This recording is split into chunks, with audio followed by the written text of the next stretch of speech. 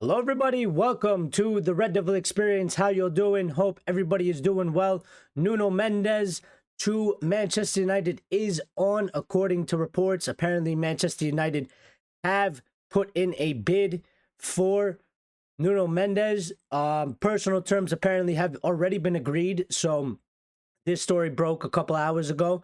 We're going to talk about Ruben Amorim and the mounting problems he's got and what he has to address and how he's going to weather this storm and pretty much survive this period, because it's really rough. I don't think it's going to get any easier. I actually think it's going to get a lot worse. And there's numerous reasons for that. And we also have some things about Dani Olmo coming to Manchester United potentially, as well as a couple other players. So before we get into all that, please smash the like button for me if you can. It helps the channel out, gets us pushed, gets us seen more. So we greatly appreciate if you could smash that like button for us.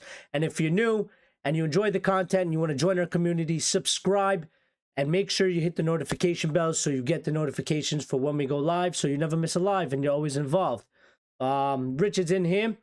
It says, good evening, Eric. Good evening, Reds. Hope you all had a pleasant Christmas. Yes, I hope everybody had a wonderful Christmas.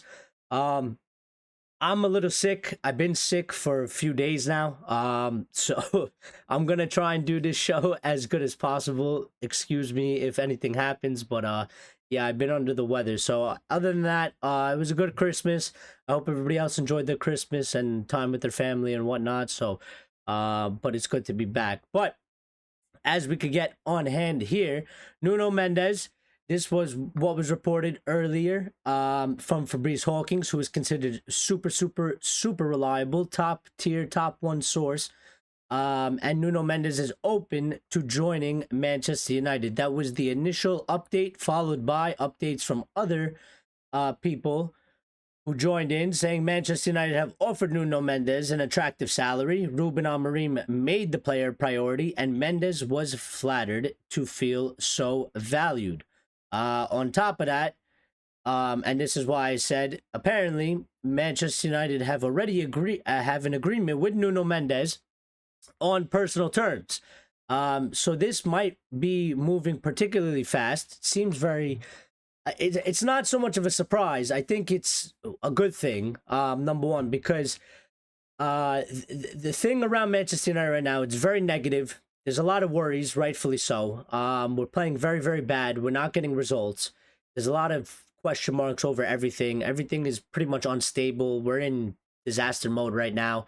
You know, there's a small section, a very small slither of people already trying to question the manager, which I 100% disagree with, and I don't think that's the correct route to go down. I think it's quite obvious that we have a squad filled with players that aren't good enough, that are mid-table level. They don't fit this system. They don't fit the style of play, and that needs to be finally addressed, and we're going to get into that as well, because I have some things to say on that. But I think one of the things is, it definitely certainly seems like, now we were linked with another left back about a day or two ago. I forgot who the player was. I think we were linked with two in the past week or so. So I think one of the priorities definitely for Manchester United, if they can do it, if there is a deal to be done, is to bring in a left back in January. Now, there's a lot of talk about apparently Manchester United don't have money. FFP and PSR are getting in the way. We have no money. We can't do deals. And I would just say we take that with a grain of salt, because they've been saying things like this for numerous seasons now. Every time we get to the summer window, Manchester United are constrained by FFP, PSR. We only have 60 million to spend. We ended up spending 200 million.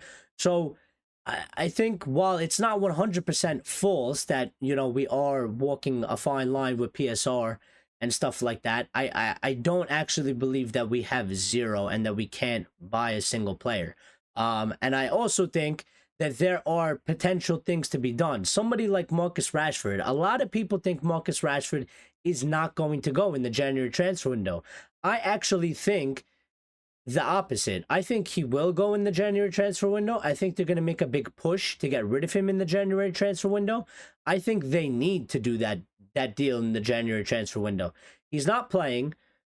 He's clearly not going to play again. From the way things look right now. I mean, he's been out for 4 matches ever since he was dropped for the City match. Ruben Amorim's comments yesterday doesn't indicate in any way that Marcus Rashford looks like he's going to come back into the team anytime soon.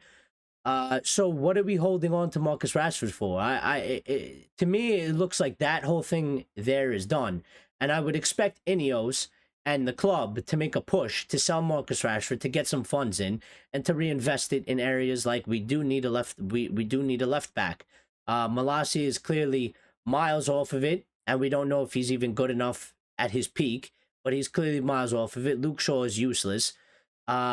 And, you know, we have Delo playing there who has been, and I'm sorry, Grace, she's going to be really angry at me, but he's been absolutely awful since Amorim has come in. I don't know what's happened to Delo. I don't know if it's because he's playing on the left-hand side and he needs to play on the right. But, you know, I watched the match. I watched the Wolves match yesterday because I've been sick. I didn't go to work, so I watched it. We were absolutely awful. It was a disgrace performance. The players were absolutely embarrassing, and there was a lot of players on that pitch that rightfully pissed me off in the way that they were playing. Bruno Fernandes pissed me off. Delo pissed me off when they played together. I mean, all of them pissed me off, but there was some specific moments in that match where I just, you know, after I seen that and I seen that result, I was like, this is it. I was like, we need to sell a shit ton of these players. This cannot continue anymore. It cannot continue. So I'll circle back around to that because I want to get to the chat. I see a lot of our chat members are in here. So Richard says, talk to me in 18 months time. I will give an honest opinion about Amorim. Well, yeah, I still think it's far too early, and I think under all the circumstances around him and what the situation he's come into, and listen, let's be fair. We said under Eric Ten Hag, you know, that it wasn't all Eric Ten Hag's fault for the things that were happening at Manchester United, the misfortunes and stuff like that. We were well aware that the players, some of them aren't good enough, some of them didn't fit his system. You know, those things were clear and evident. Those things are still a problem now, for sure, under Amorim. So those things don't have to do anything under the manager. And we got to figure that out. So Lines is in here as well. Says, hello, Eric's Army. Yes, what's up? Grace says, what's up, my little pheasants? How you doing, Grace? How was everybody's Christmas? I hope it was good. I hope everybody's doing well. Axe says Delo is unsuited for that position. He is a fullback, not a full wingback. Well, you know, you might be very well right, Axe, in that terms, but if that's the case, then let's move him on. You know, I'm done in terms of I don't care who we hold on to anymore. I really don't. You know, I've been one that has protected Bruno Fernandes to a certain extent because I like Bruno Fernandes and I think he's an important player. But even at this point, it's like he's 30. What future do we have in him? And he clearly can't play the position in the correct manner that we need him to play. But my whole thing is, it's not one player, right? We can't single out players. We can't say Marcus Rashford is the problem, sell Rashford. We can't say Bruno is the problem, sell Bruno, and then our problems are solved. They are a piece of the problem individually that collectively make either one giant problem or it's different little problems that amount to just a collective unit problem. I think each of these players, Rashford, Bruno, Delo, you know, all these players in there, Casemiro, Eriksen, they're all problems in their own way. And when you combine it, it's just one giant ball of problem. And we need to finally, when are we going to build the foundation of the club, of the project? That's what I want. When are we going to finally remove a bunch of these players that aren't good enough, that they cannot be here, that they are not at the level, they don't fit our system? When are we going to move them on? And when are we actually going to start? Because at some point, Manchester United have to pick a manager and a place and time to start that, and you go with that. Does that mean Ruben Amorim is going to be the guy to lead us back to the Premier League trophy? It might not necessarily be, but I would say you have to start under him now.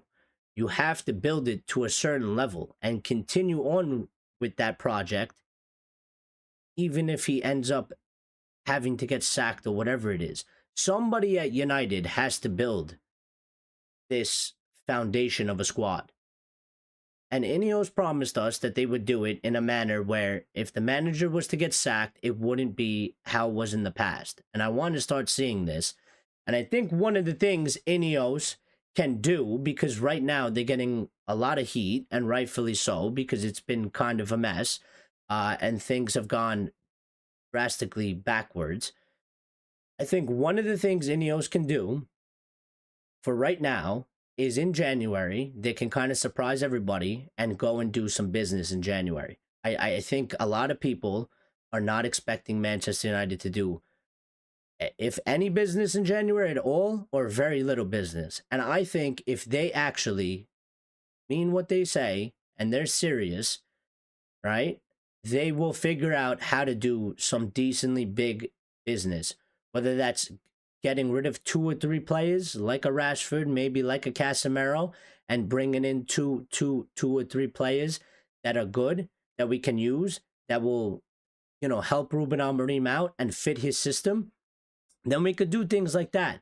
I think that's what Ineos has to do in this current moment, to show people that they are doing everything that they possibly can, while also navigating the path of the difficult circumstances that the club is surrounded. So yes, I'm missing a lot of the chat. So, Richard says, Eric, I'm going to defend Grace for once. The low shot in the Wolves match was amazing. Well, yeah. You deserve relegation the way you talk about the low. Listen, it's not just about the low. It's not just about Delo. It's all these players. It's all the players. Delo has been very poor. I like Delo. I don't know what you got to do, but I really feel at this point in time we need to clear we really do need to clear a massive amount of these players and actually do the rebuild. If we're gonna do it proper, we have to do it as much as we don't want. And I don't think any player should necessarily be safe. There's maybe a list of 4 or 5 that I got right now. I think Maz is safe. The lid is safe. Ugarte is safe. Ahmad is safe. And I think Mano and Euro are safe. I think everybody else, there's some question marks over them. I think Rasmus has potential, but again, we're not sure. I think Maguire has played pretty good. Now there's the question over his age and remaining of contract and all that stuff. So you might look to move him on. But in terms of proving that they can play for Amorim and play for his system, I think Maz, Dalit, Ugarte, Ahmad, and Maguire have been the best ones. I don't think there's been anybody else that has been good in that aspect that you would say is concrete 100%. Been really good since Amorim has come in. Mano, obviously, we're going to keep him because he has potential and he's young. And Euro as well. And Rasmus, in my opinion, he's young and I think he could do with some more service. A lot of people have different, opinions on him and he's getting a lot of criticism, but yes. Axe saying the match against Wolves, I skipped it. The first United match in years, I've skipped it. After how bad they've been recently, I decided that's better for my mental health not to watch. Well, fair play to you, Axe. I mean, it is a very difficult watch right now. It's very hard. It was a very tough match to watch. It left me with a sour taste. And it was very disappointing. It was just embarrassing. It was embarrassing. So I understand it. I understand that must be tough to be at the point where you can't even bring yourself to watch, a United game because you just know what it is. You know what's coming. You know that we're going to embarrass ourselves. You know we're going to lose. You know the players aren't going to play good enough. So, um, Lions says Amorim warned us this was going to happen. He did, and that's a fair point, Lions. He said that he would prefer to implement his style right away and suffer from success the longer term rather than just painting over the cracks. And you bring up an excellent point, Lions, because to me, I said those exact words when Eric Ten Hag was here. And I said that was one of the things that I felt like Eric Ten Hag made a big mistake on. And, you know, he's not the only one. I'm not trying to pick on Eric Ten Hag. He's just our most recent manager before Amorim. But I think there's numerous amounts of managers that have been here, that have all failed, that have come to Manchester United, that they try to play their way. The group of players at the time, because it's just a collection of players that are not, it's not built for a specific system, or it's built for a specific system that the manager doesn't play. And what usually happens is, in my opinion, Ranić, Ten Hag, and now Ruben Amorim. These are three people with three distinctive style of plays. Ranić tried to do it. The players gave up on him 45 minutes into a game. He never looked back at it again.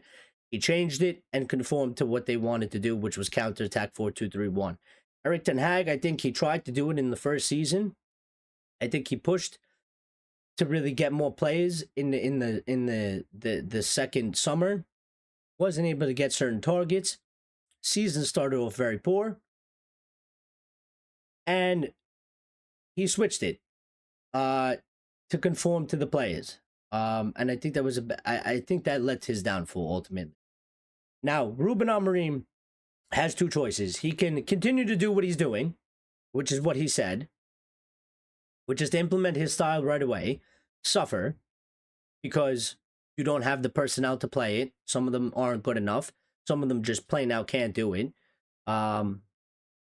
You can start in that manner, or you can abandon that ship, panic, and be like, we're not getting results. We're getting pushed further down the table.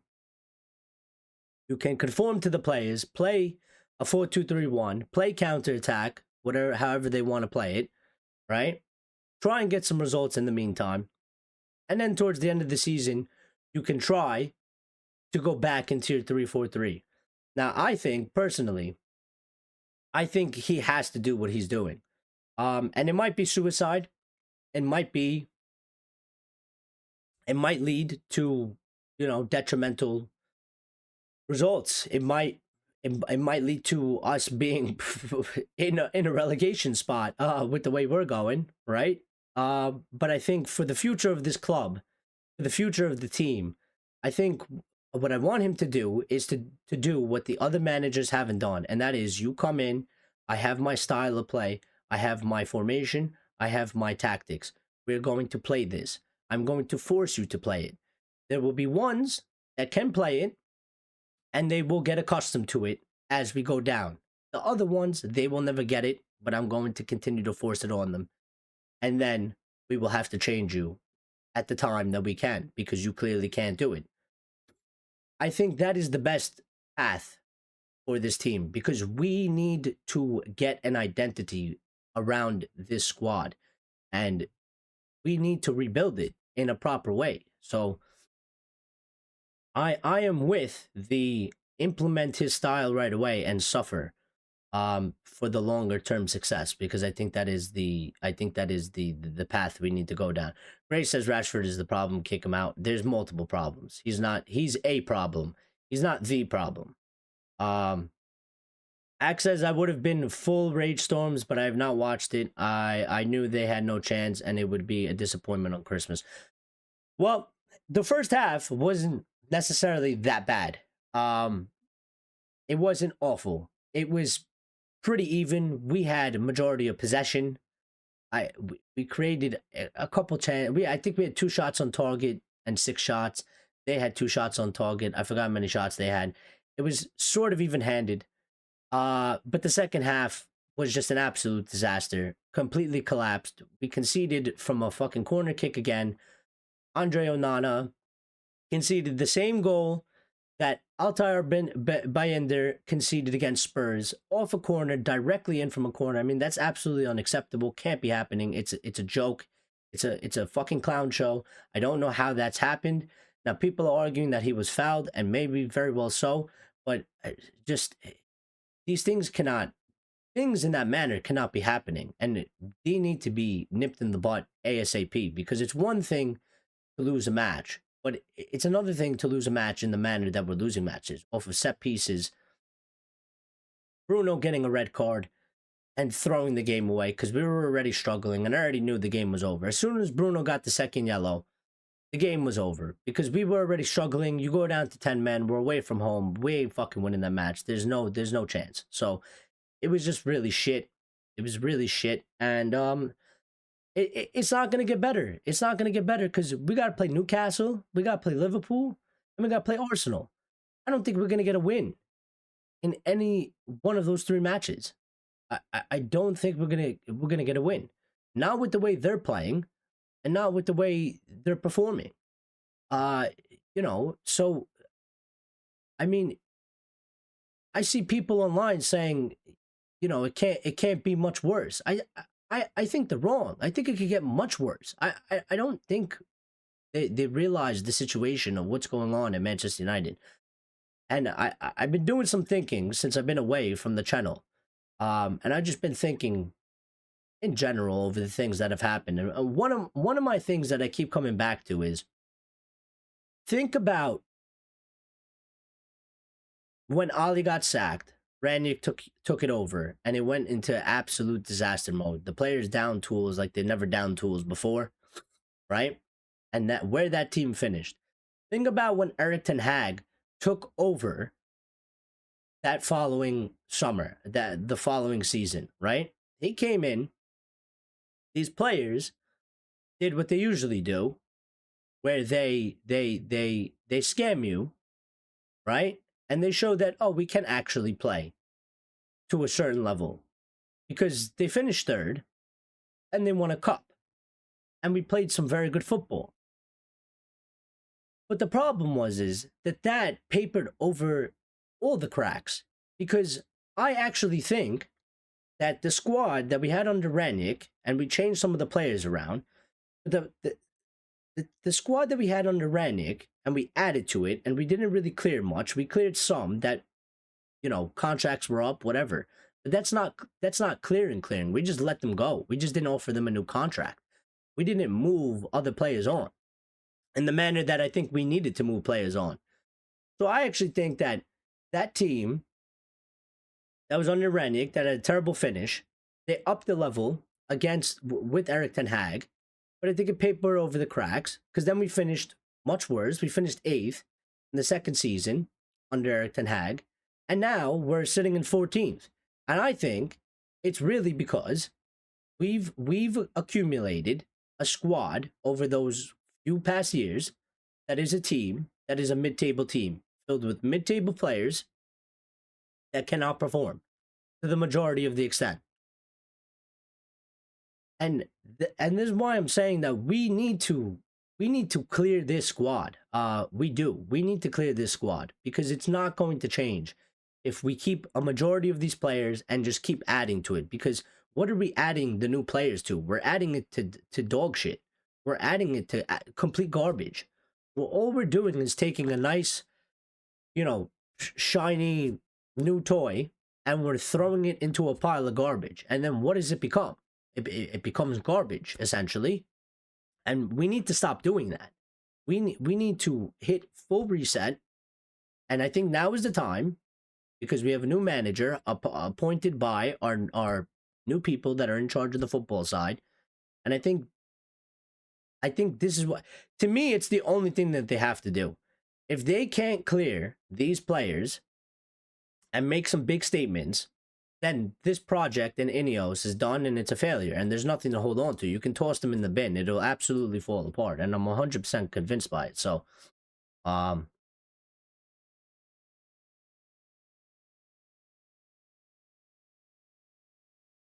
on, I lost a big part of the chat.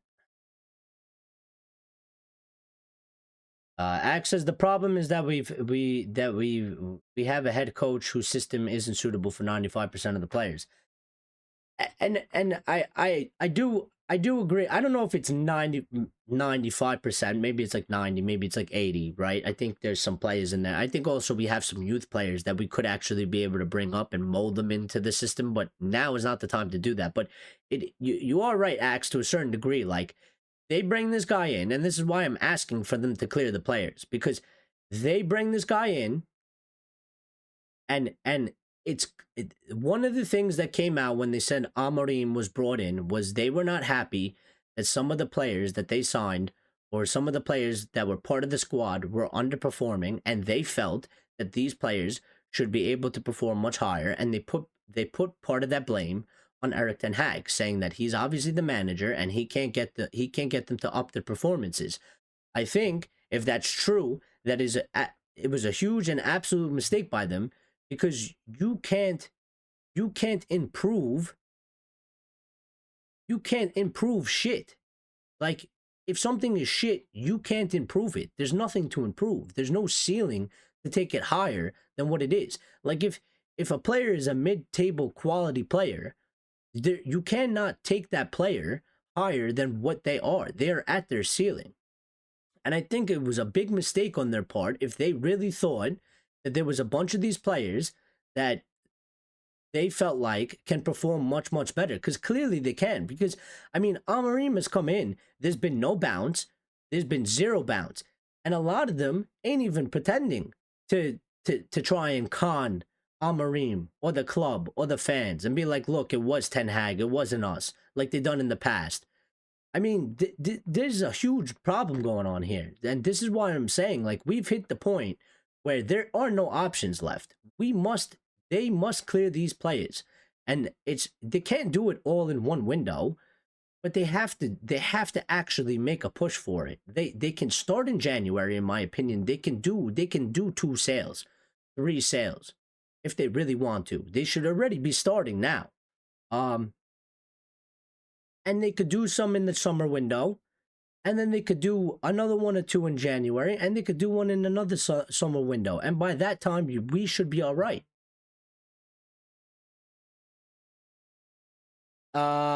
Grace says, you lot are clueless. Ineos don't have the money for a full clear out. This will take a number of years, and you are all going to have to be patient. Well, I don't know how that works, Grace, because I think there are players that we can sell that you can. I don't think you could do it all at the same time, but Marcus Rashford is full profit. So sell him for 30 million. Sell him for whatever the price is, 40 million. If you could get that, if you could get 30 million, sell him. Get rid of him. He's clearly done. He's clearly not good enough. Sell him. Why they gave Bruno Fernandes that new contract and a pay rise is beyond me. But you gotta try and correct your wrongs now. You gotta try and sell him. Casemiro, you gotta try and sell him. I mean, I made a list of people the other day. When I was talking to my friends, because we were talking about, the match, and I told them that I want to find this list. I'll tell you the list that I made. Rashford, Bruno, Shaw, Mount, Xerxes, Anthony, Delot, Malacia, Casemiro, Eriksen, and Lindelof. What is that? That's like 11 players. 1, 2, 3, 4, 5, 6, 7, 8, 9, 10, 11. 11. And maybe Delot, maybe you could keep him. Maybe.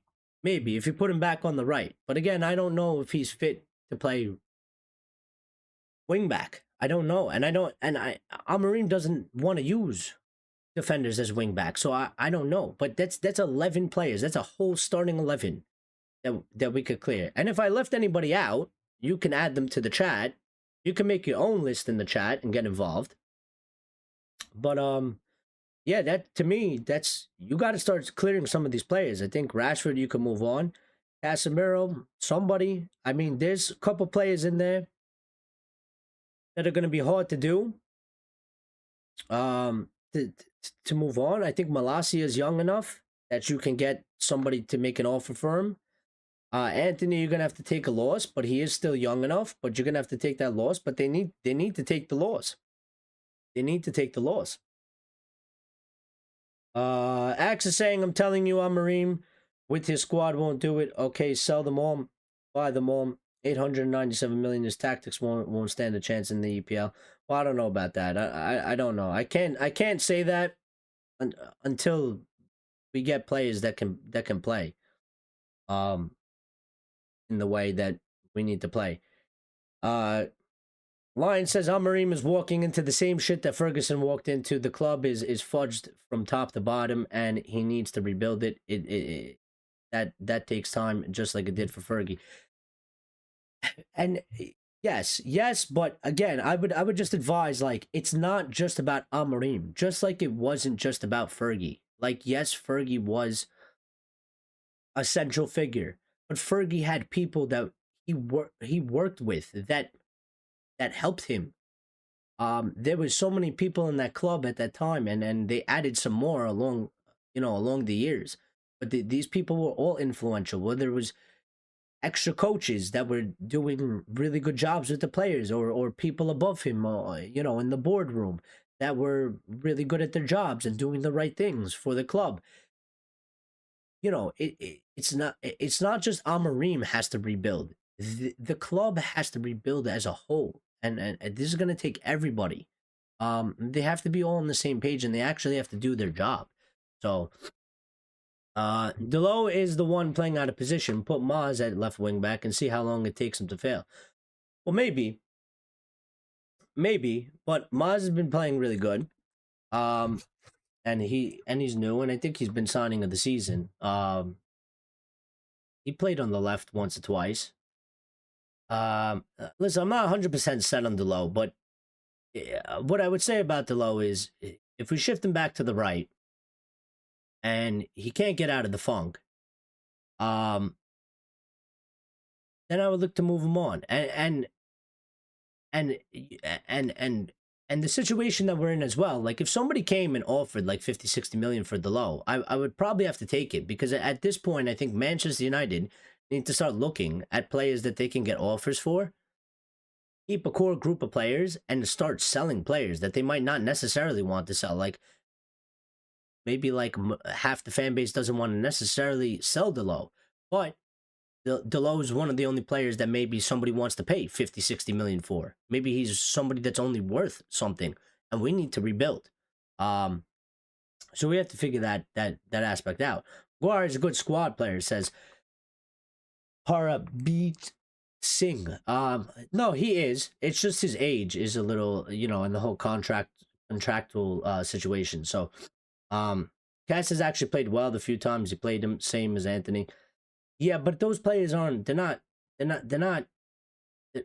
gonna do anything for us. They're not gonna take us anywhere. And I actually don't think Cass has been good. I actually think Cass hasn't been good at all.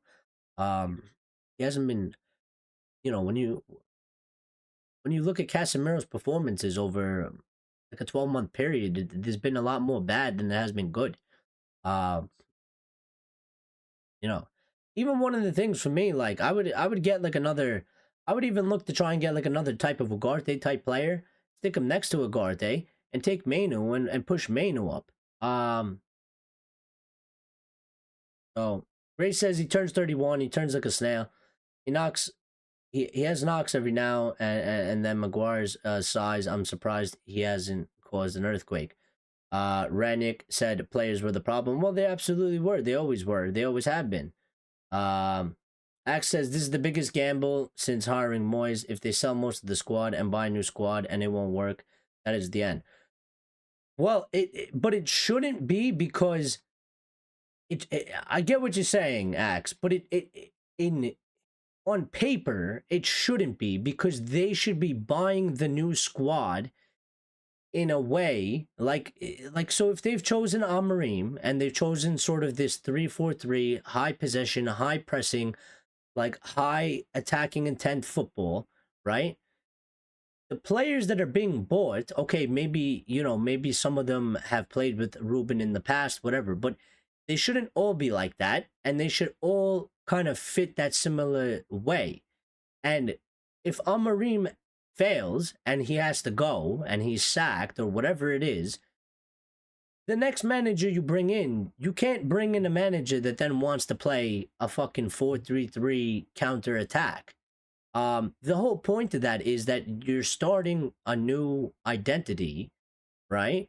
And this is the identity you've chosen. There are people out there and managers that play a similar system or style of play to Ruben Amorim. He's not the only one. Now, he has certain specifics that make his different to other ones, but there is a similar overall likeness in other managers. You need to buy those players and build that squad in that manner. And if he can't produce results with that and you have to sack him, then you got to make sure that you bring in somebody that fits that. It's like Wolves, right? I mean, Wolves yesterday, one of the journalists asked Ruben Amorim and said, Vitor Pereira has come in. He had one training session in 2 matches and he's won 2 games. So, why he was basically saying, like, why has he been able to do that and you're saying that you've only had 4 training sessions in 1 month and you can't really sustain a win.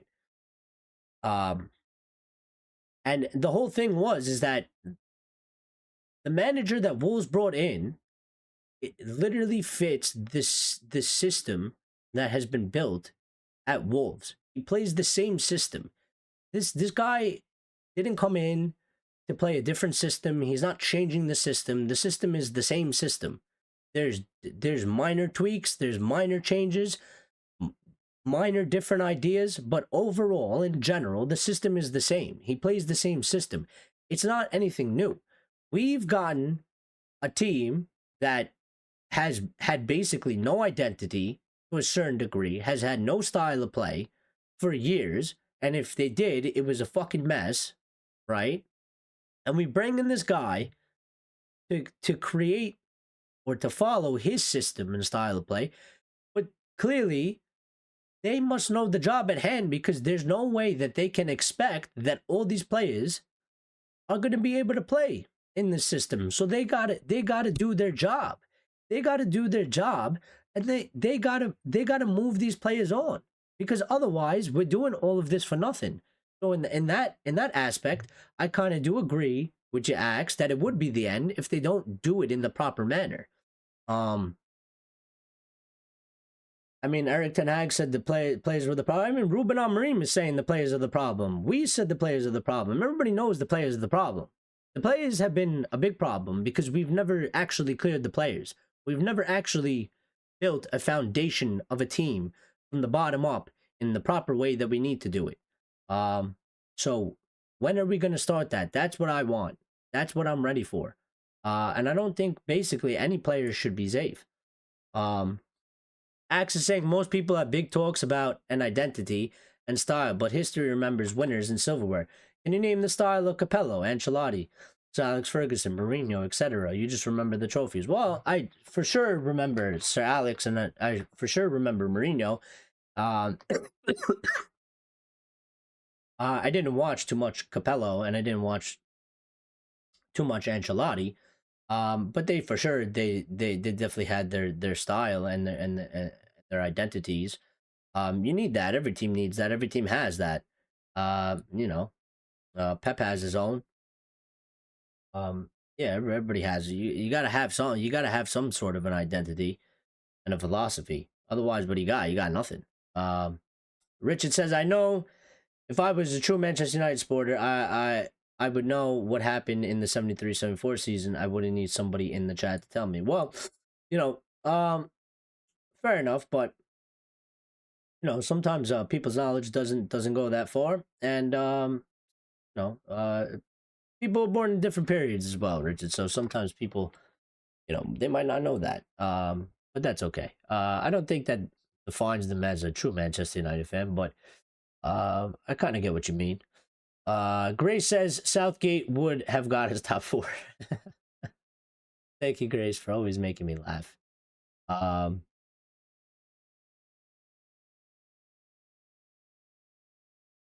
Uh, who's the Lion says, how many Olympico goals can you remember recent times? A United conceded 2 on the bounce. I think it's the set piece coaches that need to be replaced. Well, we bring one in. I mean, we bring one in under Amorim. It's Amorim's guy. So I don't know who else is there, but he's catching a lot of flack right now because we just keep conceding off the set pieces. So I don't know what's going on there. Act saying they're approximately the same players who ended third. It's a psychological problem. But I don't know if I don't know if it is necessarily a psychological problem because I don't know. I don't know if these players. I mean, it might be part psychological, yes, but there's a part of there's a part of me that says these players cannot sustain playing at that level on a consistent basis because that's what it takes at Manchester United.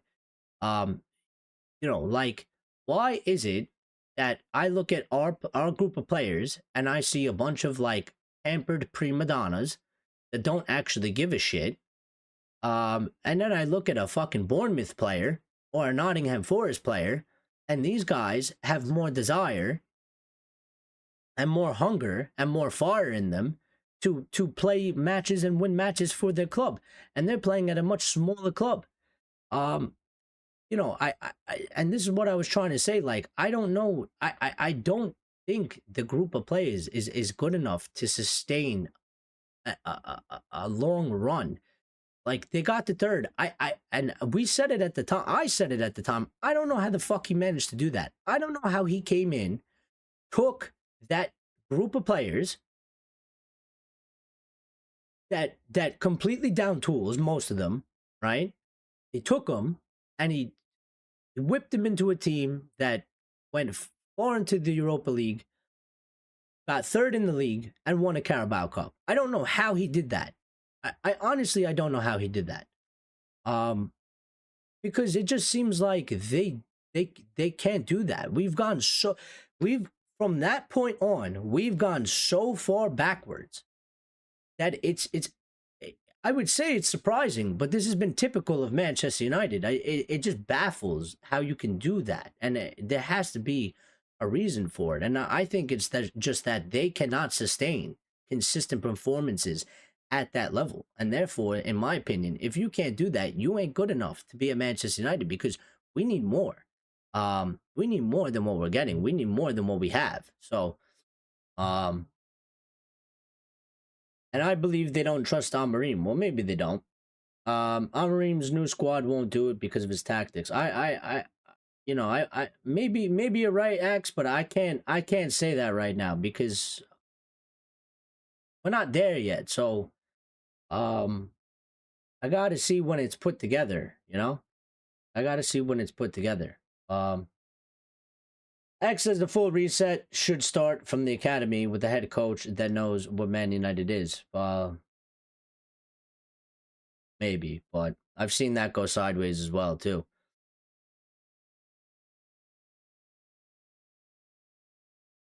Schmeichel, Van der Sar, De Gea, all left feet, but could catch the bleeding ball and dominated the box. When did footwork become more important for a keeper? When they started playing as a sweeper keeper, that's when it became more important. When they became like a shadow outfield player. That's when it did. But you can't. I would say you can't sacrifice. You can't sacrifice shot stopping just for the footwork. I mean, if you look at Allison and you look at Ederson, they're very good shot stoppers. They can both use their feet absolutely excellent. So I don't think you just go, well, we need a ball playing goalkeeper. Yeah, he's kind of shit at shot stopping, but he's excellent with his feet, so it'll be fine. Like, at the end of the day, he's still a goalkeeper. He still needs to stop shots. That's still his primary objective, And Onana is another one. I mean, he's been really bad since Amorim has come in. He started off all right under Ten Hag. He had like 1 or 2 good games under Amorim, and now it's all gone to shit. And he might be another one. But listen, all of the players we're talking about, they were all bought None of these players were bought under Ineos. The only person that I think potentially was a bad signing under Ineos is Xerxes. Because I don't think Xerxes fits Amorim's system in any way. I don't particularly like his play style. And I don't know if it's suited for what we need. But the other four are fine. They're good. So, a lot of the players we're talking about, they weren't even bought under Ineos. So this is what I'm trying to say. Like Ineos, they have a lot of problems. They made a lot of mistakes. They're doing a lot of things that people are pissed off about and angry about, and rightfully so. And I get that. But at the same time, I still think that they can still do what they said that they want to do. I think they can still prove some people wrong in a certain aspect. That I want to see, like I want to see business in January. I want to see some deals in January. Show us that, yeah, we're in a shit messed up situation. We get that. You guys are trying your hardest and you understand what we have right now is dog shit and it's not where you want to be, and everything you've told us isn't a lie and it's not PR, and it's, just prove, just show us some proof. That's all I'm asking for. And for me, January is a good opportunity because we don't do a business in January. And for me, the final big telling one will be the summer window and what happens in the summer window. So, um,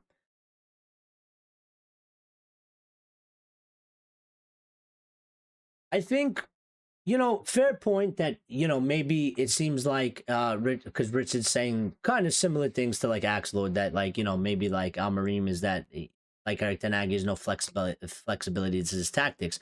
And that's a valid concern, maybe. But I also think at this moment in time, um, the way I'm sort of looking at it is like, again, he's really trying to get the group of players, as many as he can, to kind of like make this foundation for the team so that we could actually build it into his system properly.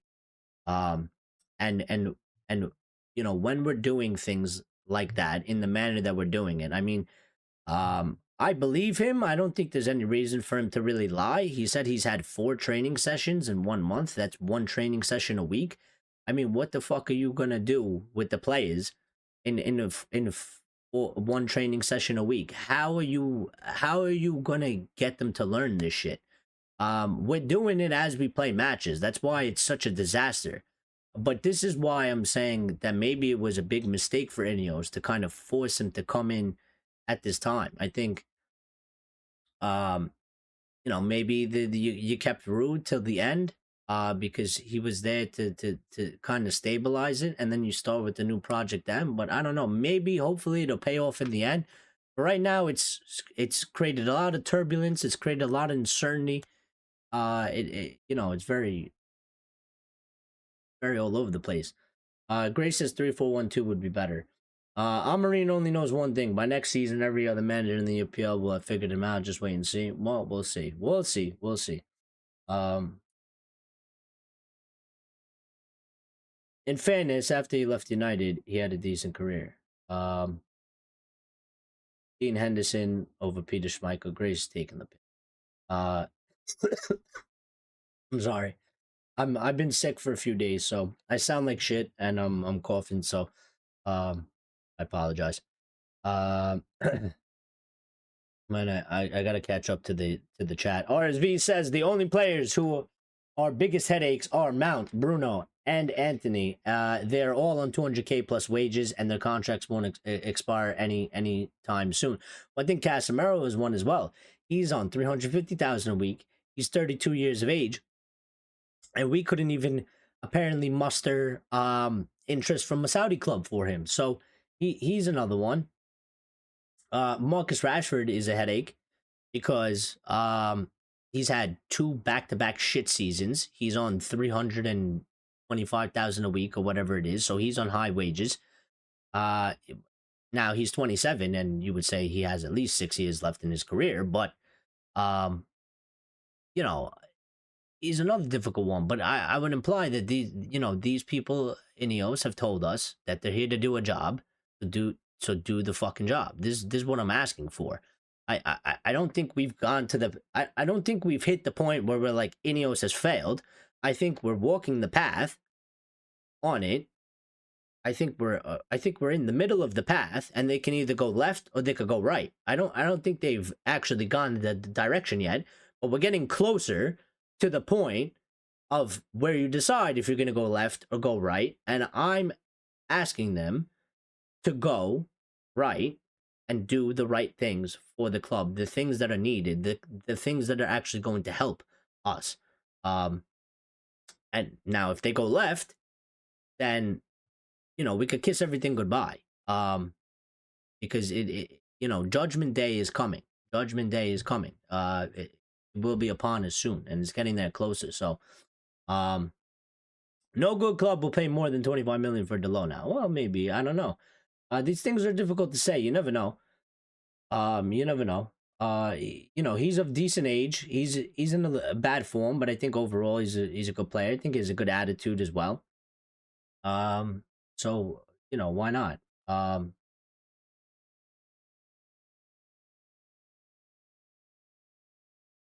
Atletico Madrid is willing to offer Man United 60 million for Garnacho would be a great price of business. I don't know why RSV's messages are getting retracted. Why RSV, don't take away your messages. Well,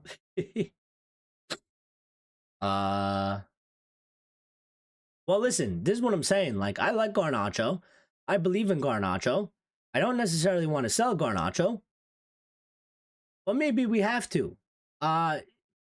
If somebody offers 60 million and we are in a shit financial situation and we actually want to and need to rebuild the squad in a proper way, then who are we to be like, we can't sell Garnacho for 60 million?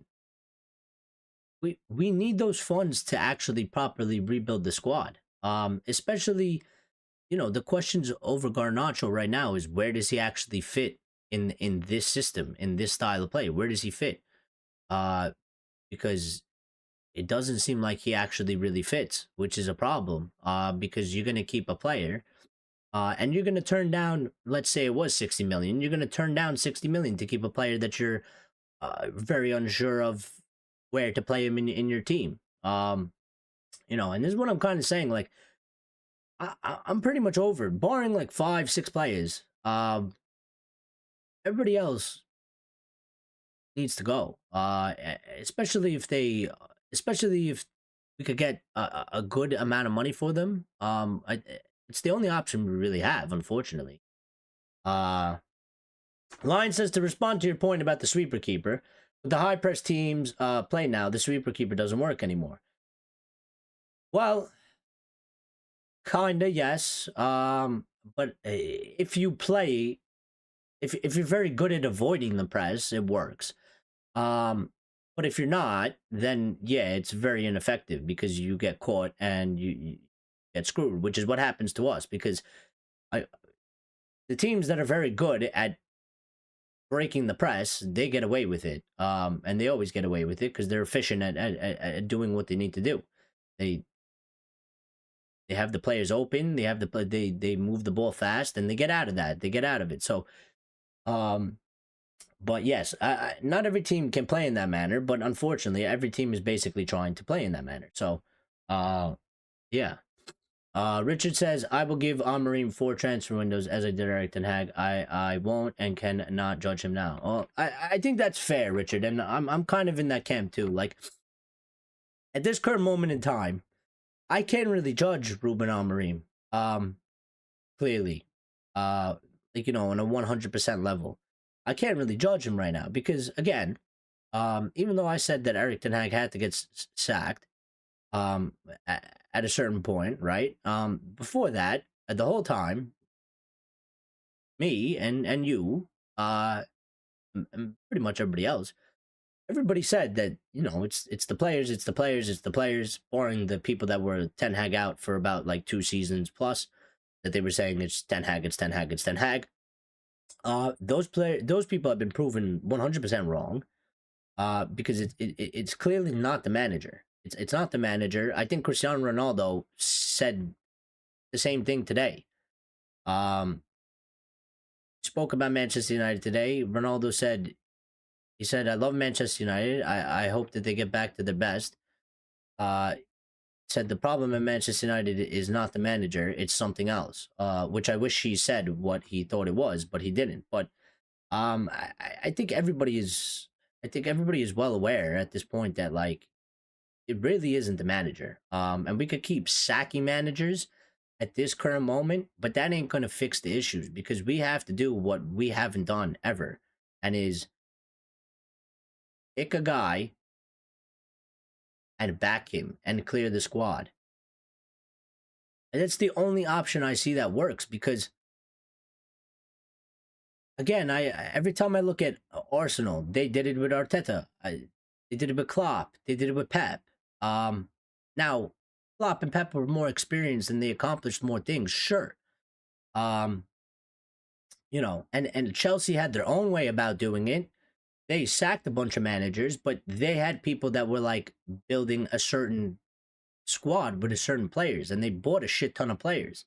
And they obviously had the financial ability to do that, but we just need to do what we got to do, whatever it is. We got to do it. So, um,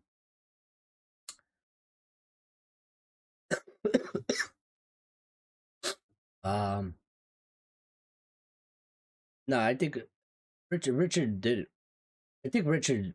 I'm pretty sure Richard was Eric Ten Hag in up until like the very last few moments with myself. But yeah, Ray's here. Yeah, I'm absolutely dying here. So, um, Axe saying, do you mean summer windows or transfer windows? Ray says, we must admit that we have a group of players that can't play together. Oh, they can't play together. They can't play for themselves. I listen, some of these players, the performances that they're putting in, the results that they're getting for the club, they should be absolutely fucking embarrassed. And my inclination is that some of them they don't give a shit. There's listen, you lose 3-0 at home to Bournemouth. The Bournemouth players are taking the absolute piss out of all of the United players. They're fucking laughing at them.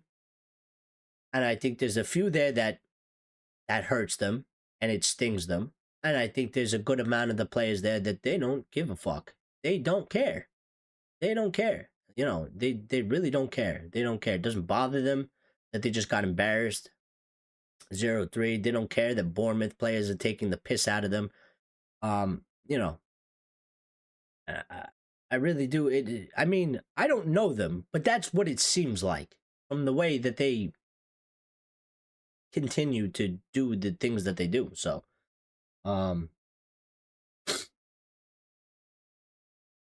Richard says he would Richard says he would let Garnacho go at 60 million and get Cunha in. Axe says Cunha is a positive moment. Let's not just buy based on momentum.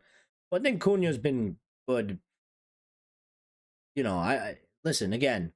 And I seen this from the fan base yesterday. And it's not specifically to I'm not saying it to you guys, but yesterday after the match was over, you go online and all these United fans are going online talking about we need Cunha now, get Cunha in, and I'm like, why are we doing this? Why do we do this to ourselves? We are a shit version of Manchester United. We are a fucking 14th place Manchester United. A player that plays for Wolves that was in a relegation spot before they beat us, had a good game against us. Not nobody, but there was very few people that were talking about Matheus Cunha. Now, I think Matheus Cunha is a good player. But what I'm saying is, this guy has a good performance against us, and all of a sudden, 60% of the fan base is talking about we need to go sign Matheus Cunha. Why? Because he just played a good game against us. We're shit. We're shit. him playing against him having a good performance is not the standard. If Mateus Cunha scores a fucking hat trick against Liverpool and scores a hat trick against Arsenal and does this shit on a weekly basis, then you go sign him. Not because he has a good performance against the shit Manchester United. Now all of a sudden we gotta go sign this guy. And the reason why I'm saying this is because this is not the first time this has happened. Every time we play a certain team and there's one player, they try to like linking it back to Ronaldo. And my thing would be, well, hello, the squad that Ronaldo played against was very, very good. And for Ronaldo to have that game that he had against that squad meant that he was very, very talented. We are an average, mediocre Manchester United team.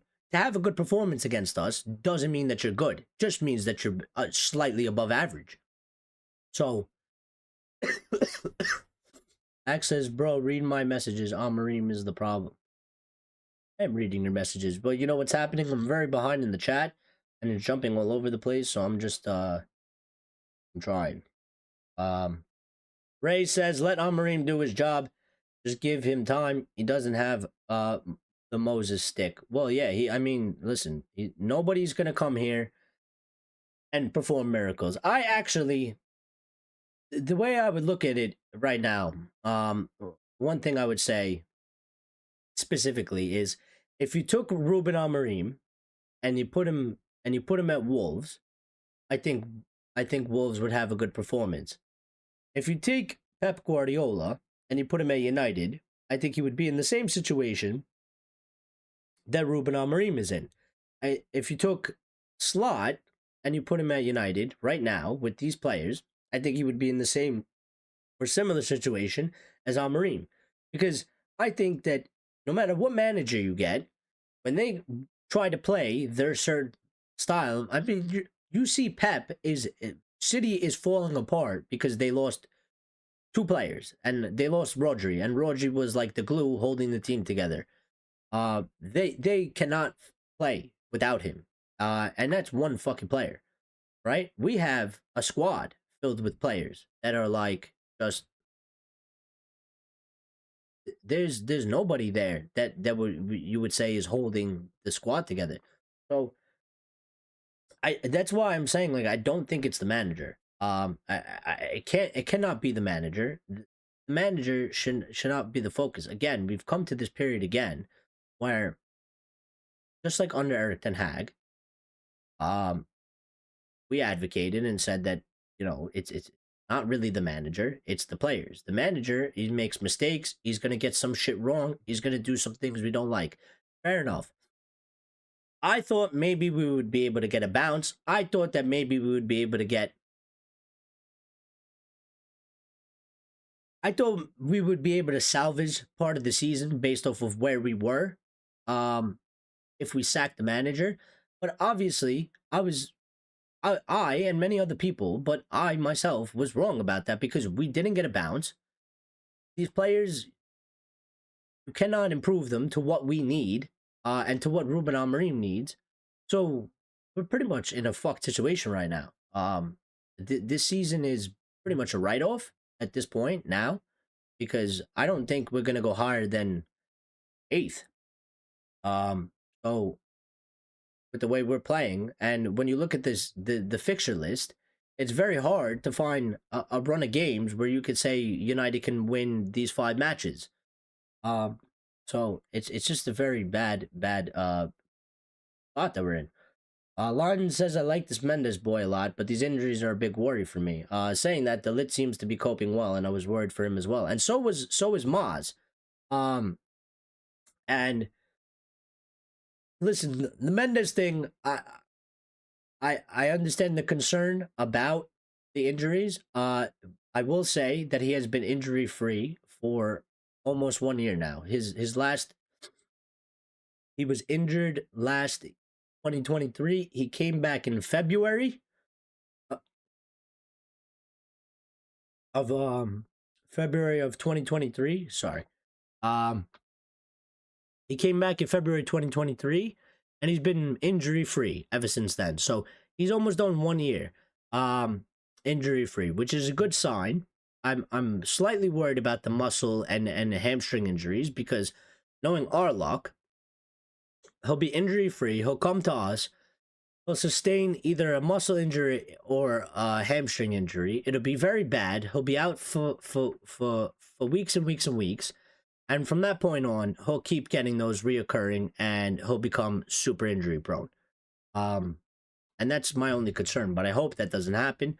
I think he is a good player. He obviously fits Ruben Amorim's system. He's worked with Ruben Amorim in the past. And if United can do this deal in January, then that's a good start for us, for Ruben Amorim, and for Ineos. Richard says, the only thing that worries me about Ineos is when they interviewed Amorim and they knew he had a squad to play 4-2-3, 4-2-3-1. Why get a manager to play 3-4-3? Well, that's what I'm trying to say, Richard. That's what I'm trying to say, Richard. If they decided that this is the modern football that they want to play, this sort of 3-4-3 modern way that they want to play, right? And maybe things that he told them convinced them as well, because he said things about the formation number, playing 4 in the back is similar to 3 and 5 or whatever. So, but my thing is, that necessarily won't be an issue if they follow through with what they have to do. Like, if you have a squad that plays a 4-2-3-1 and you've brung in a manager and this is your guy, right? Because let's remember, they came in, this is their first appointee as a manager. This is their guy now, right? If this is their guy, then they need to follow through and clear this squad and bring in the players that play a 3-4-3. And then on top of that, if it comes to a moment where Ruben Amorim leaves, either he leaves on his own or he gets sacked, then you would have had to do this move with the intention of, if it doesn't work out with him, we continue down this path of somebody that plays either a 3-4-3, a 3-4-2-1, whatever it is, something in that style that's very similar, that has a lot of characteristics of the same style, and you continue with that. It won't be a problem if they do that. But if they don't do that, then they've completely fucked us. They've completely fucked us. But we haven't hit that point in the road yet. We don't know 100%. You can say that you believe this and that's fine. You could have your own belief and your own opinion on what you think, but we actually haven't hit that road yet. So if they do what needs to be done, appointing a manager that knows that that the manager plays 3-4-3 and you have a squad for a 2-3-1 in the longer term won't necessarily be a problem. Right now it's going to be a problem because they have a hard time adjusting, or they're just not adaptable in any way.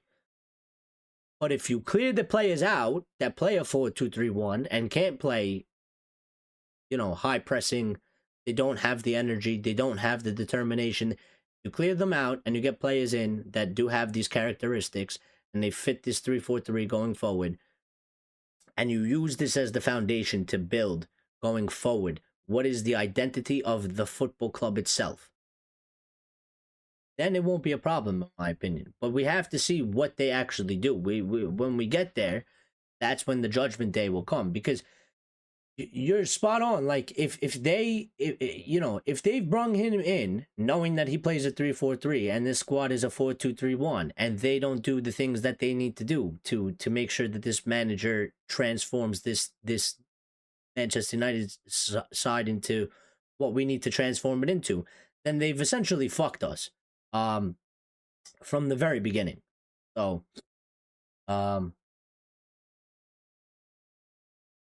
Axe has been saying that, and that's fair. But I'm just saying that we can't 100% say definitively yet, because we haven't gotten there yet. It can still play out one way or another, like I just pointed out. Like, right now, it's bad because it is a problem, an issue now. But if you have a real plan and you have a real course of action and you're going to follow through with that, and you know, see it through, then in the end it should come out good. Couldn't they just bring in a 4-2-3-1 manager? They could have, but maybe they don't want to play a 4-2-3-1. Maybe they decided that, you know, football plays, a lot of teams are playing this way. It's an attacking way if you play it to a certain extent, right? You know, Xabi Alonso does it very well. Pep does it in his own way, even though he doesn't start in a 3-back, but it becomes a 3-back, and that's why Amorim really says it doesn't matter if you start in a 4 or whatever, because on the pitch it's constantly shifting, which obviously makes sense. But Cunha playing for Wolves shouldn't be a factor. I mean, Rafinha was at Leeds and now captains Barcelona most of the time. Well, no, it's not about him playing at Wolves. It's just the fact that, like, a lot of these people, I seen them yesterday. Like, there was very few people talking about Matheus Cunha coming to United. He had a game against us, and all of a sudden, 60% of the fan base is like, we got to go sign Matheus Cunha. Why? We are not the standard. I don't understand that. Judge him over a 6-month period. Judge him over, you know, a year period, and then say if you want him or not. But because he fucking had a good performance against us in one match, now you want to sign him. I'm not against signing him. I'm just saying we've done this multiple times with many different players. And I don't understand why the fan base does this. So,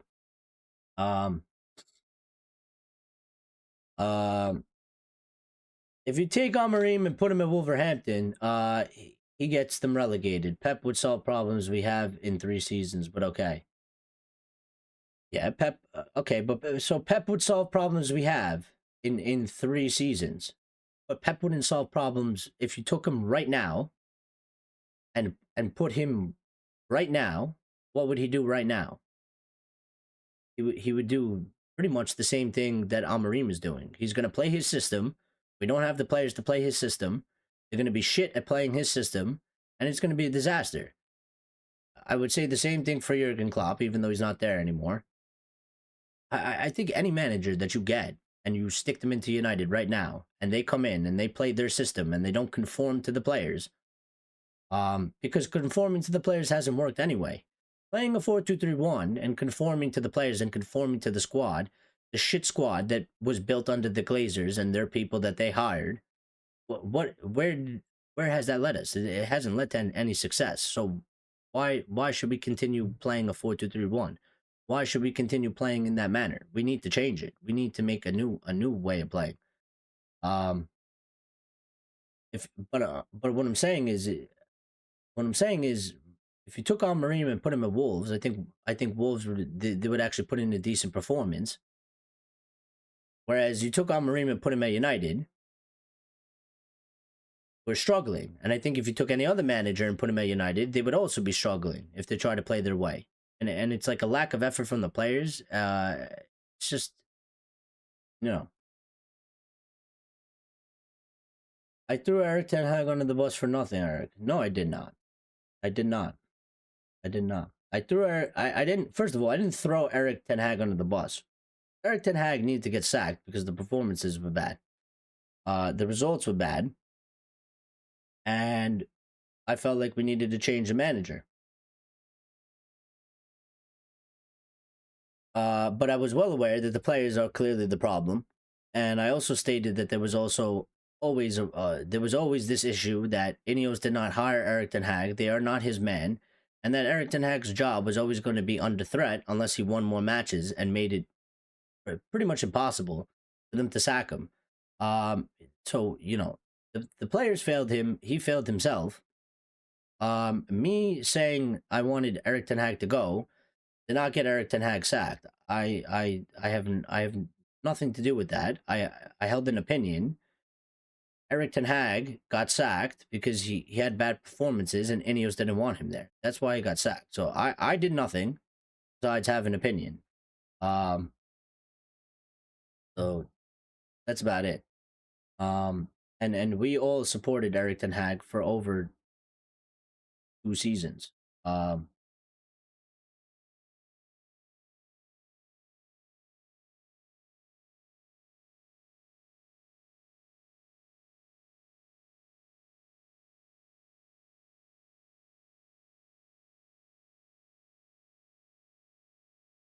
Bring the surgeon back and do open heart surgery, says Ray. Well, but this is the thing. I mean, do we have to bring this? We don't have to bring this. We don't have to bring Ralph Rangnick back necessarily. Although I would take him back because I think he was very smart in identification of players, right? And I would take him. Um, because I think the club is a disgrace and they should have never removed him. He wasn't supposed to be a fucking manager. He was brought in to be a consultant, and he was brought in and he was supposed to be essentially a director of football. Um, but we don't even need him to necessarily do the open heart surgery. The open heart surgery is clear for everybody to see. It doesn't take a genius. I'm pretty sure Rannick said those same words. Like, everybody can see what it is. You just have to actually take the action and do it. And some of the things you're gonna have to take a hit on it, but you gotta do it. Otherwise, what are we doing? We're just wasting everybody's time. So, um,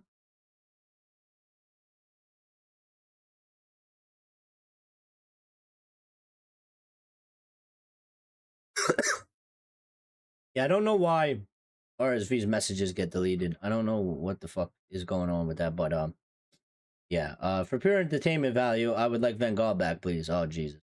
I mean, entertainment. The only entertainment was him doing his sideline theatricals. Because you know the the playing entertainment was dog shit. So um, it's too hot to wear this. I'm sweating. The lights are killing me. But yeah. So there was a couple things that I didn't get to, but let me see. Let me put this here. So nice roundup of Nuno Mendes. Um, Nice roundup of Nuno Mendes would be Manchester United have officially tabled an offer for Nuno Mendes, 22-year-old left back from Paris Saint-Germain, whose contract negotiations have hit a snag. Mendes, under contract with PSG until 2026, has been at the center of stalled discussions due to wage disagreements, making him open to new opportunities. The interest from Manchester United is heightened by the presence of their new manager, Ruben Amorim, who has a history of working with young talents. Although his direct past with Mendes isn't explicitly confirmed, despite PSG's desire to retain Mendes, his future remains uncertain as he contemplates his next move in his foregoing career. Now, the thing with Donny Olmo, because I didn't bring this in, so Danny Olmo, apparently both Manchester United and Arsenal are keeping an eye on Danny Olmo, and the current situation with Danny Olmo is that um, Barcelona currently find themselves in trouble with La Liga over registering him for the squad. The Spanish governing body agreed to hand Olmo a temporary registration until the end of 2024 due to Barcelona's financial issues. Barca are currently in the midst of trying to resolve the situation, undertaking legal proceedings against the Liga to try and lift the restrictions. However, there are currently no signs that Barca will be able to lift the registration ban, and if that is the case, Almo would be able to depart from Barcelona on a free in January. So, uh, that's actually kind of huge because there's a player of Danny Olmo's quality, potentially is going to become free because Barcelona can't register him, and they're having financial issues in that aspect. Manchester United have obviously been linked with Danny Olmo. Would you guys take Danny Olmo? Would you want Danny Olmo? I think you know, he's a pretty good player. And maybe these are the sort of deals that we kind of got to do. So, what what is he exactly? So he's 26 years of age, which is pretty good. He's like kind of right in the middle. This season so far for Barca, he's played 11 matches, has 5 goals, no assists. Uh,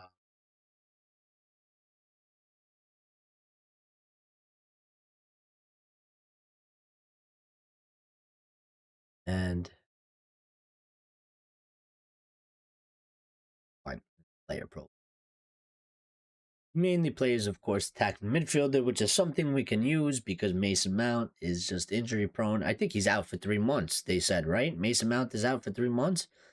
Um, and he can also kind of play on the wings as a left wing or right winger. So I kind of feel like Danny Olmo might slot into Ruben Amorim's system pretty well in a certain aspect. Um,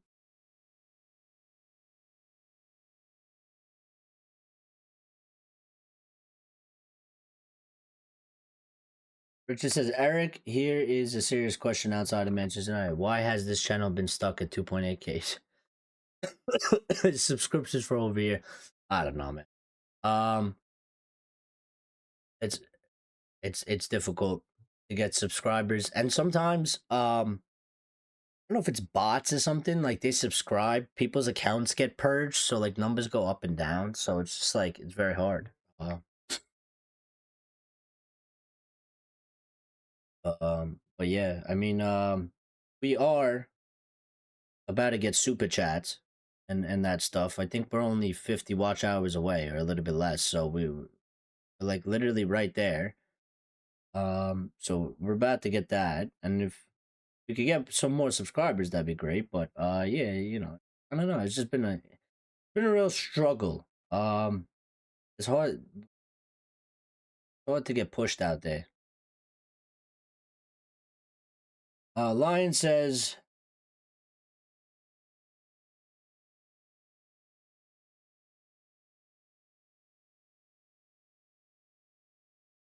I don't know why all of these comments got. I don't know if he took them away or YouTube was taking them away.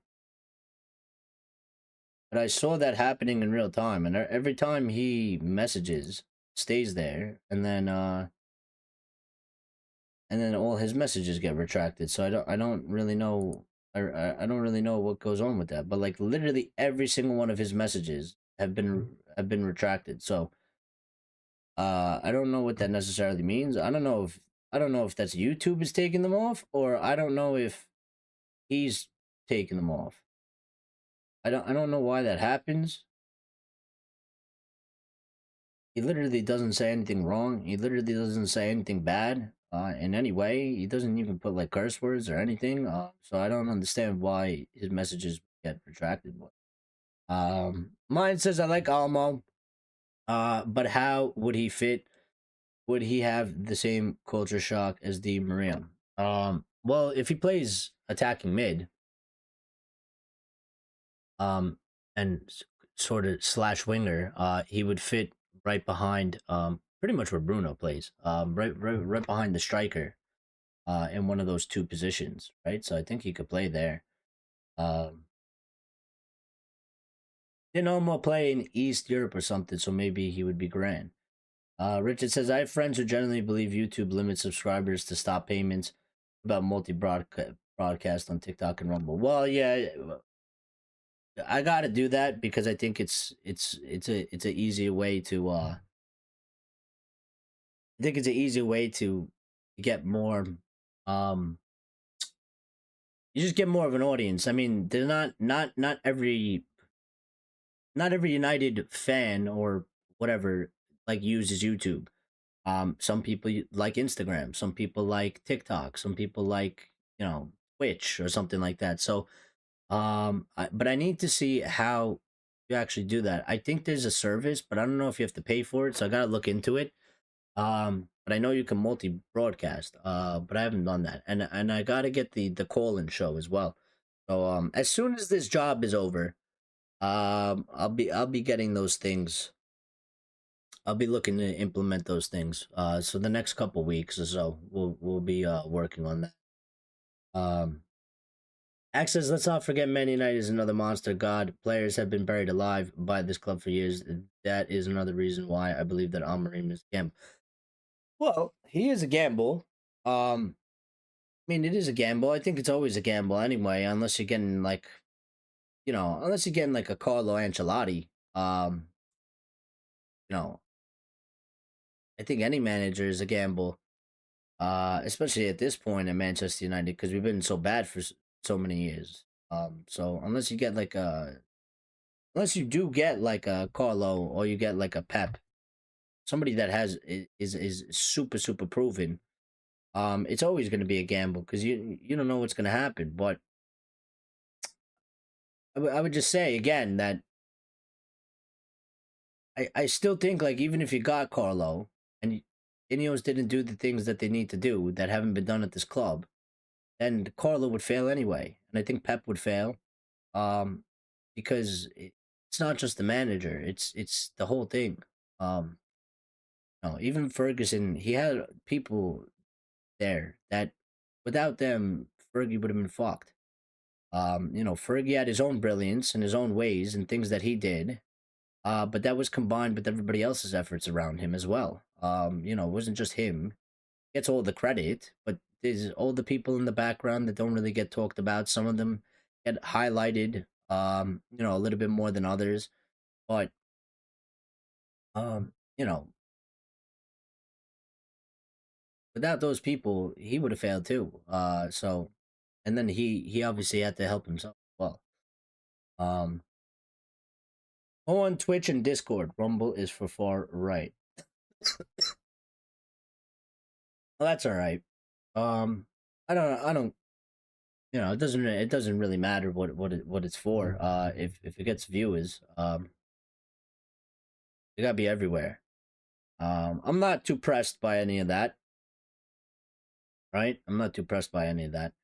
Uh, I don't believe in that per se. I'll enter into pretty much any space. You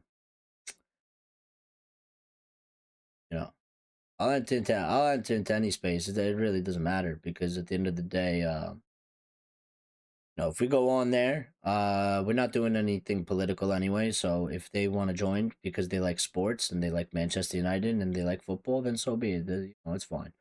Um, Richard says there's a service, but it's not really expensive. £10 per week or around $12. All right. I gotta look into that. I seen one before. I know. I think a bunch of the streamers use it. So Barca gambled on Guardiola. I strongly believe Amorim will get it done. Um, Ancelotti wasn't that great at Everton. But this is what I'm saying. Like,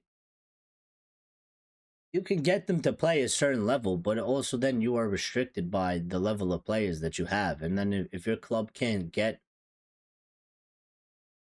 players to fit the manager and what he needs from them, then like nothing's gonna come out of that. It's just gonna end in mediocrity. So, Ray says we have a team that only can play for a half an hour. Sometimes you do it at the beginning of the game. Sometimes you do it at the end of the game. Uh, well, yeah, and I think that's part of the psychological thing that Axe was talking about earlier. But also there's something fundamentally wrong with the group of players. The group of players, like their aspect and mentality. Um, it's just not normal. It's not normal. What we see from this group of players and how like it's like you're not surprised, but it's like you're not surprised by it because they've been doing it for so long now that like you expect it to happen, but they're so shocking that it's like how can you continue to be like this? Um, and then like I start to question them. And it's like, do you have no shame as a fucking player? Like I would be I'm embarrassed as a fan, and I ain't even playing. I'm not even on the pitch. I have nothing to do with the performances, and I'm embarrassed. So like you're literally on the field. You're literally getting embarrassed. You're literally on TV in front of millions of people around the world and you have no shame. Like you have no fight about you. You have no fire about you that like, hey, let's let's step the fuck up. Um I'm tired of being embarrassed. I'm tired of looking like a loser. I'm tired of being mocked. You know, you don't have any of that. This is where I start questioning a bunch of these players about this because it's like what are you about then? Because you clearly don't get it. Clearly don't get it. So if you don't get it, why are you here?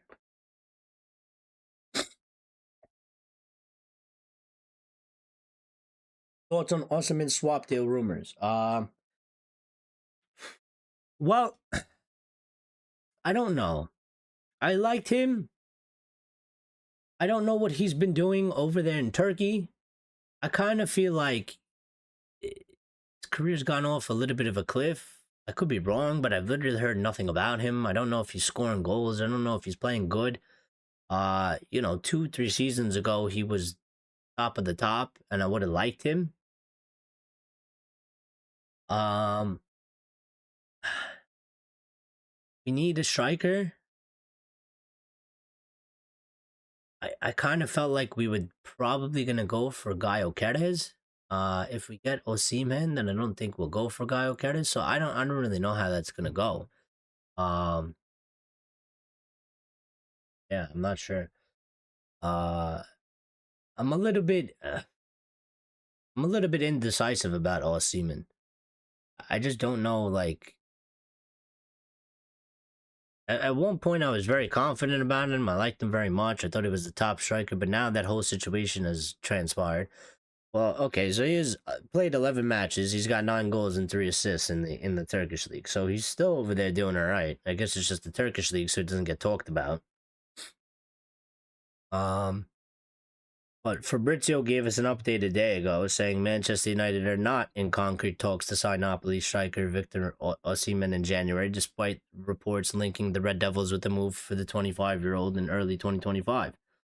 And that was from Fabrizio. Red Devils are thought to be targeting the striker for 2025, with the possible departure of Rashford potentially helping to fund their pursuit of a new forward.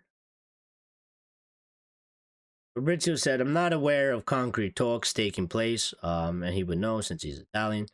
Despite links with Manchester United, the situation remains quiet at the moment. The only way to change it is triggering the clause into his Napoli contract. He's on loan at Galatasaray and has and also reaching an agreement on salary close to 11 million net per season. Not an easy one. What was that breakdown to? At 11 million per season.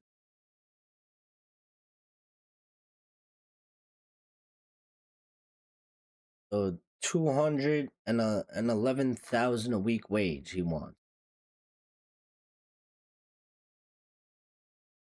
for a top striker. That's not bad. I mean, we're paying fucking Rashford 325,000 a week, so like you can make that argument. You know what I mean? So, um, Richard says, yeah, I think a lot of players have lost individual pride, and they may believe in themselves, but not the team.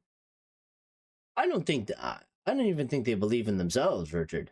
With the way they perform, what I see on the pitch, like I see a lot of them. I don't think they believe in themselves, and I certainly don't think they believe in their teammates. I don't think they believe in the club. Um, with the way that with the way they are on the pitch, I just don't. I don't see the. I don't see the fight about them. I don't see the fire. I don't see any passion. Again, like why do I feel like if I picked up a bunch of Bournemouth players, or I picked up a bunch of Nottingham Forest players, or I picked up a bunch of Brentford players and I stuck them into Manchester United, like these players would, like, okay, talent wise maybe they won't be on the level, but like why do I feel like they would give us more? Like why do I feel like they would run harder, they would fight harder, they would why do I feel like they just like they have a higher passion than we do? Like I don't know. Something really wrong.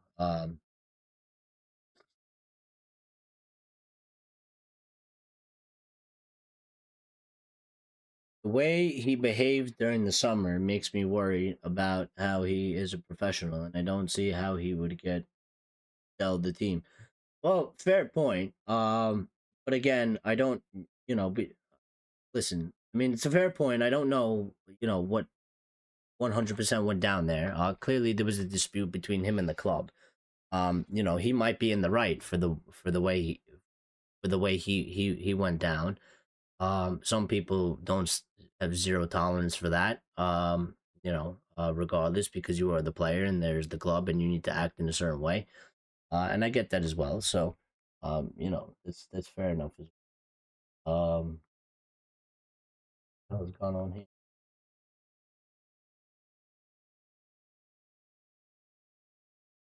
Sorry about that. But yeah, I will eat.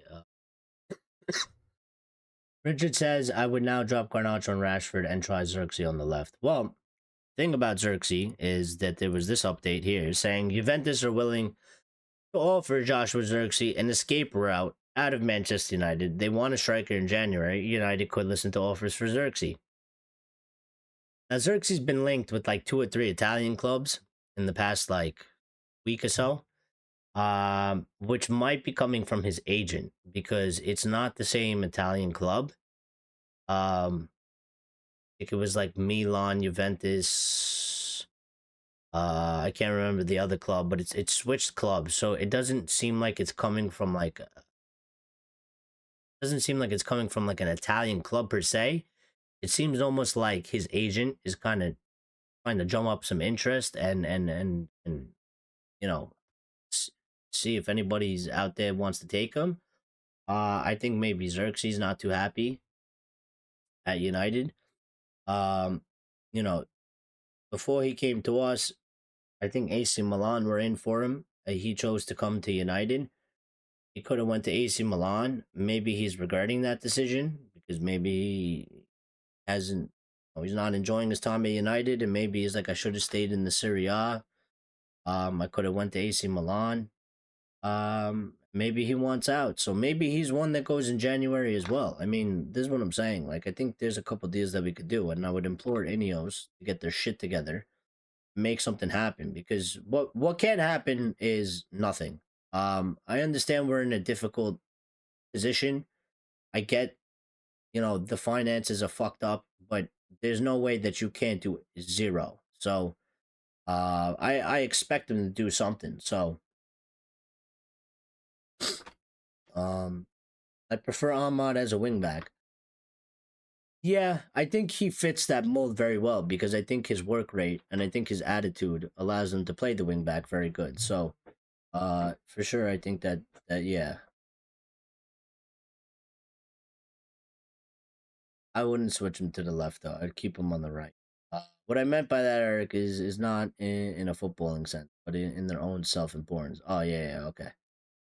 Um, Toaster sandwiches. Um, yeah. Let me just see if there was any updates while we went live. There might have been some things that broke while we went live. Uh,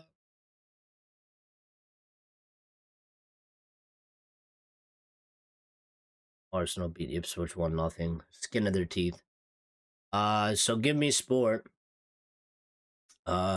Coming from Napoli Calcio Live is saying Napoli are interested in signing Luke Shaw in January, and Manchester United are open to offers. So I don't know. I hope these are like concrete because apparently we have some players that are drumming up some type of interest. Um, I mean, people are gonna be like, why the fuck would Napoli be interested in signing Luke Shaw? He's literally injury prone. I don't know. This is what I'm saying. Like, you never actually know.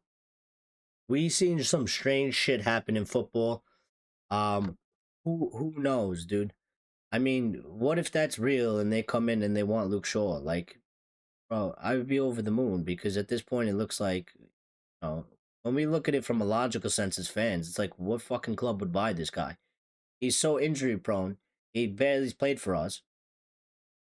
Who in their right mind would buy him? And then you get a club like Napoli or something. Like, we actually like him. We'll buy him. And you're like, and then you do that deal as fast as possible. And you're like, I can't believe that these fucking guys actually want to take him. Hurry up and get it done. Um,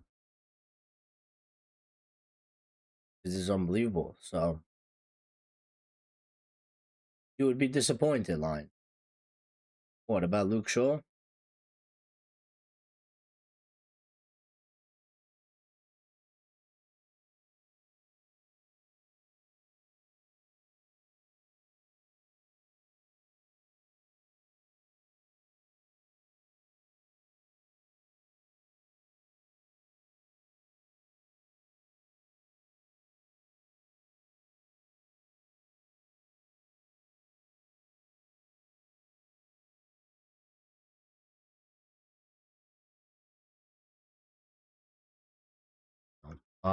Yeah, probably Onana. Apparently, we're looking at another goalkeeper. I don't know. I think they're just saying that because he made a howler.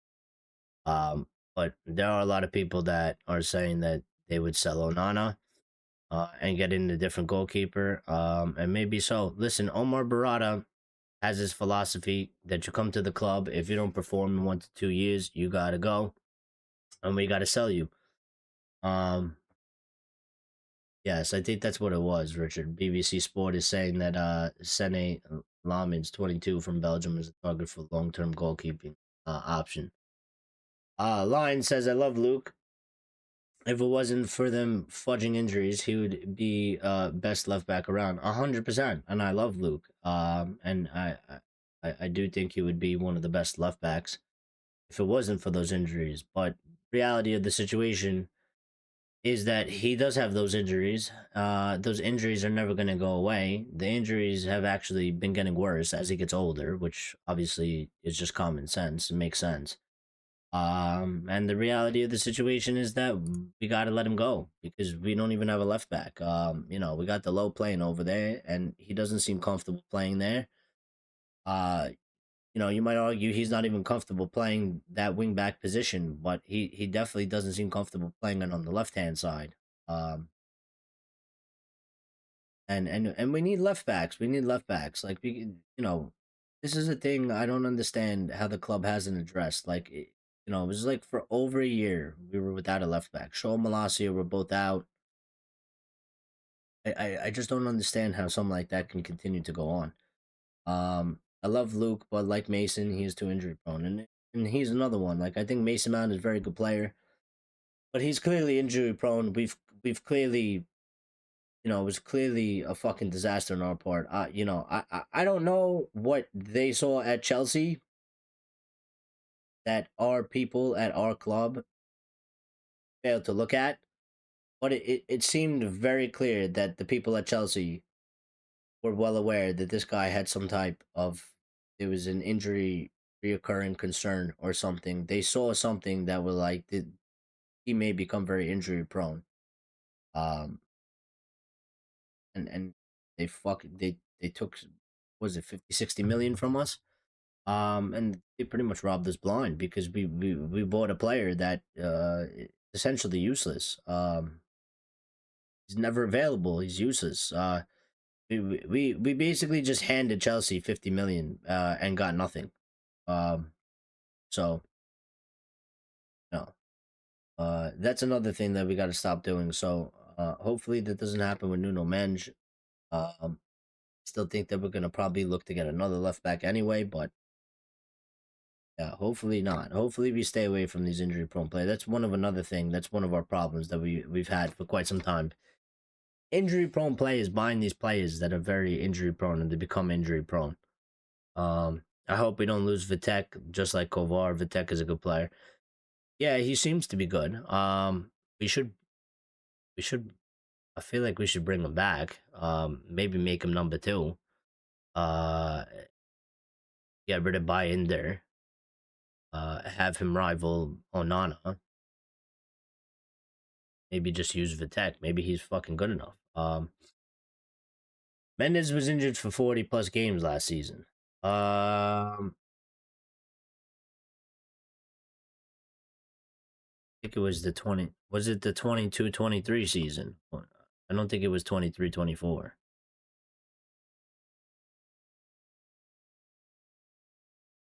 Uh,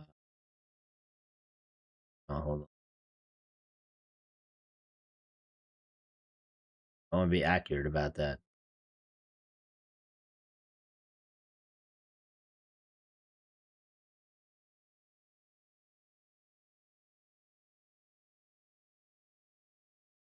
So that he had a muscle injury season 22 to 23.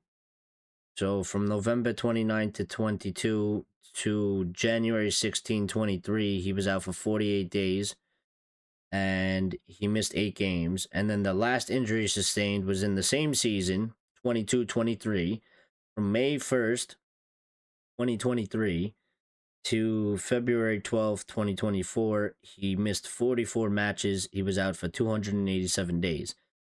So from February the 12th, when he came back of this year, he's approaching almost 1 year without an injury.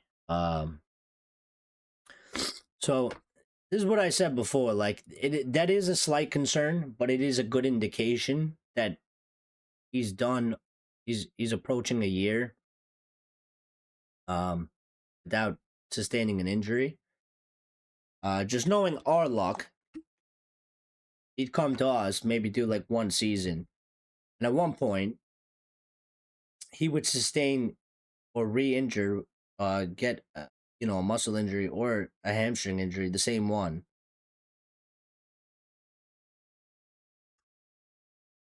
and he would be out for months. And from that point on, he would just keep getting reoccurring injuries, and he'll become injury prone. But prior to that big one, he didn't really miss many matches, and he didn't have any really serious injuries. So I don't know. It's a tiny bit of a gamble, but um, I don't think you can 100% say that he's 100% injury prone. We should stay far away from him. Um, there's a concern definitely, and we have very shit luck and with those things. But listen, um, if you guys didn't, please smash the like button for me. It helps the channel grow. I think we got about 6 likes. There's 11 of you watching, so please smash the like button. Smash that like button. It helps the channel grow. Subscribe if you haven't subscribed already. We're trying to get to 2,900 subscribers. We're at 2,867. So let's try and get those numbers up as well. I'm gonna go because I'm still sick. I don't even know how I've been able to do this show for this long. I almost didn't do the show because I was really contemplating it. But we will be back for the Red Devil recap we're playing on Sunday, yes? Against Newcastle? Am I correct? Or am I just imagining? I know yeah. Alright, so wait. Yeah, on Sunday. Yeah, so I'll be back for the Red Devil recap. That one's gonna be in the afternoon. Well, it's gonna be a late one for you guys. Afternoon for me, 3 p.m. So we'll be around for that Manchester United Newcastle. It's gonna be rough. We're home. I don't know, but I don't see us getting wins. Oh, we're playing Monday. This is a Monday. Oh yeah, because today's Friday. That's Saturday. Oh shit. And that's Sunday. We're playing Monday. Monday? Yeah, probably won't be able to do it then, so never mind. I fucked that one up. I thought we were doing it on a Sunday. On Monday, I'll probably be at work, so yeah, yeah, that's not good. Which one is the Liverpool one? The Liverpool one. What day is that? The 5th. That's on a Sunday. So if anything, I'll see you guys on January 5th and after the new year.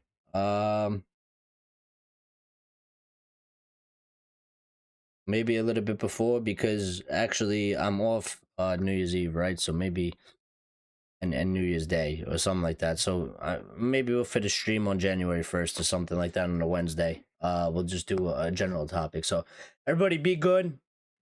Take care. I'll keep you guys posted on when we go live. If you have the notifications on, you'll be notified anyway. But everybody have a good night. Thank you for joining the stream. Thank you for liking. Make sure you share it if you can. Thank you for getting involved in the chat. And thank you for just being here and talking and being a great community. I'll see you guys all later. Everybody have a good night. Stay safe, be well, and we'll talk very, very soon.